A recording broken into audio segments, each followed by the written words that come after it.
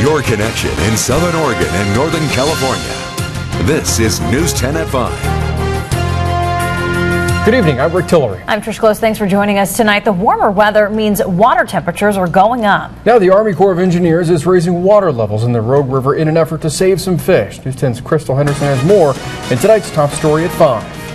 Hot temperatures, low water levels, a deadly combination to the Rogue River Chinook salmon. Salmon definitely rely on cool, clean water to thrive. In the past, we've lost big numbers of fish in years like 1947, 1955, and other years. This year also one to watch. The warm waters and dry weather are what trigger the disease outbreak. The disease is actually a bacterial disease called Columnaris. When river temperatures are very warm, the fish get stressed and they become susceptible to that bacterial disease. Recently, river temperatures reached a critical 67 degrees. Now the Army Corps of Engineers is releasing nearly as much water as they're legally allowed in this situation, hoping to stop the temperature from continuing to climb downstream.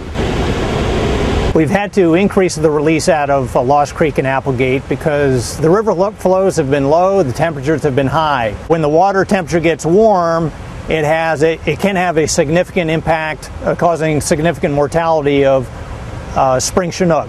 50-degree water now being pumped into the Rogue, increasing the volume and lowering the temperature. The river rising a few inches in just days. A move that not only will save one of Southern Oregon's big catches, but an industry and a hobby for years to come. We want to have as many spring Chinook salmon make it through as possible because that's the fisheries. So the anglers, both in the Rogue and those that go out into the ocean, to catch fish, that's very important. So the more adult fish that we have that survive, more of them spawn, we have a bigger return that goes back out in the ocean, and hopefully we'll see a bigger return a few years later. Covering your news, Krystle Henderson, News 10.